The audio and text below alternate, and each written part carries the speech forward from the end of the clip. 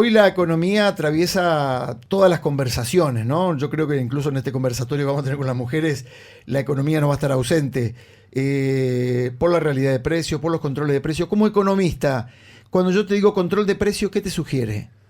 A ver, algo difícil de aplicar porque es muy difícil, dada la cantidad de puntos de venta y cantidad de, digamos, de superficies que uno debería o de rubros que uno debería poder verificar, es difícil de aplicar en la práctica.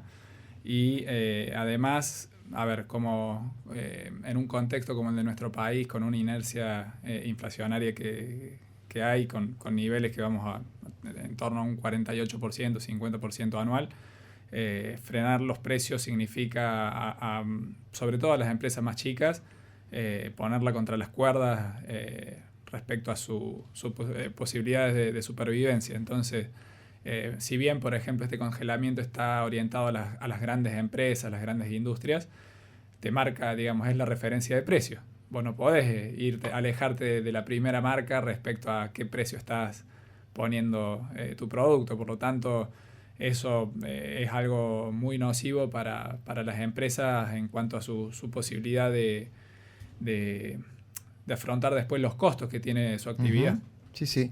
El contexto poco ayuda, ¿no? Uno dice tenemos un contexto inflacionario en Argentina, pero el mundo también está crujiendo por el retorno de la inflación, tanto en Estados Unidos, en China. Exactamente, siempre al contexto interno que siempre está movido, el contexto externo de esta vez también se sumó.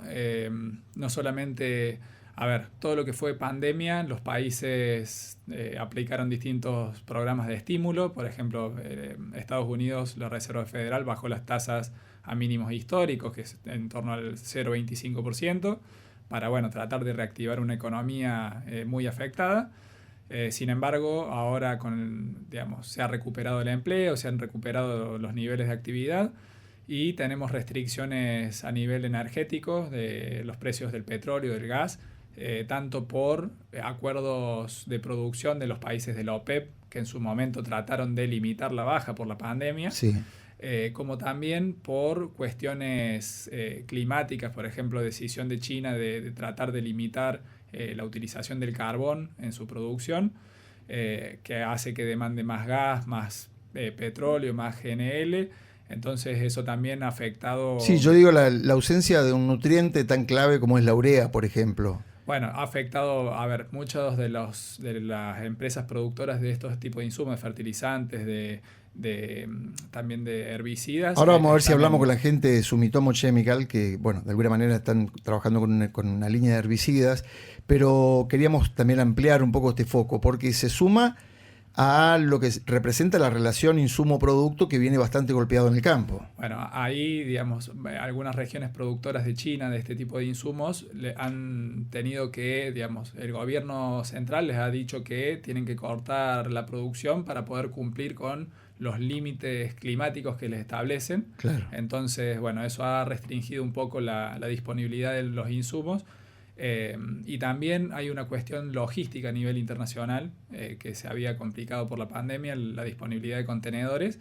Por lo tanto, sobre todo eso para nuestro país es más crítico porque no tiene mucho flujo de comercio con el resto del mundo y eso ha limitado las disponibilidades. Respecto a lo que vos mencionás, el tema de la relación insumo-producto, yo veo que venimos desfasados, digamos. Tuvimos buenos precios la campaña pasada con costos de la campaña anterior, digamos, por así decirlo, que venían bajos.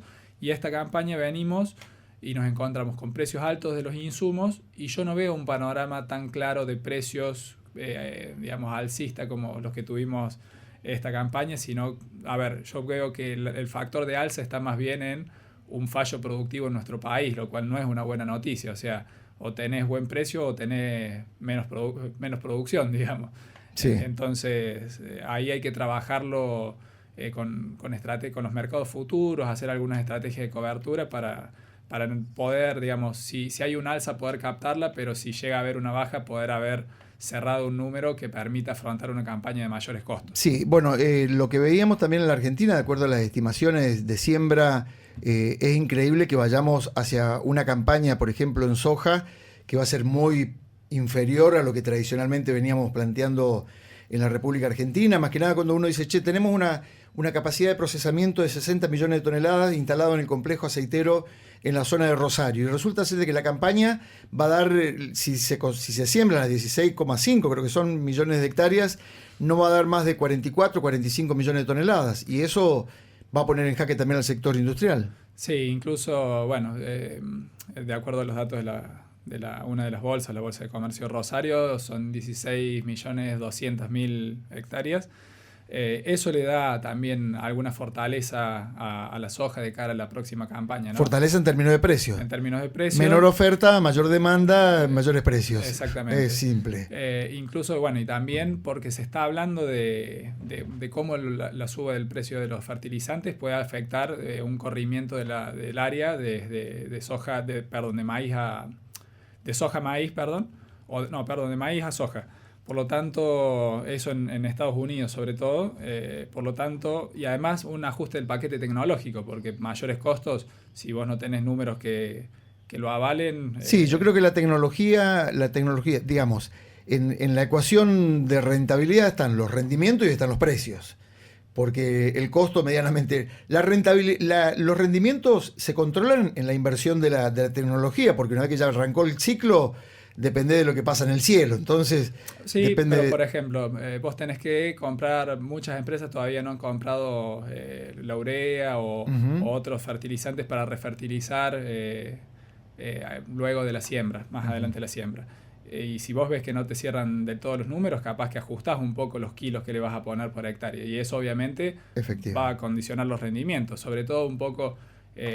lo que vengo escuchando, lo que me dicen los productores, si no llueve como nosotros necesitamos, es difícil que el suelo te entregue la cantidad de nutrientes necesarios, digamos, respecto a lo que vos le estás poniendo, ¿sí? Entonces, ahí no es algo que solamente vaya a suceder en nuestro país, sino también en otros países productores, y eso puede llevar a menores rendimientos de esta campaña a nivel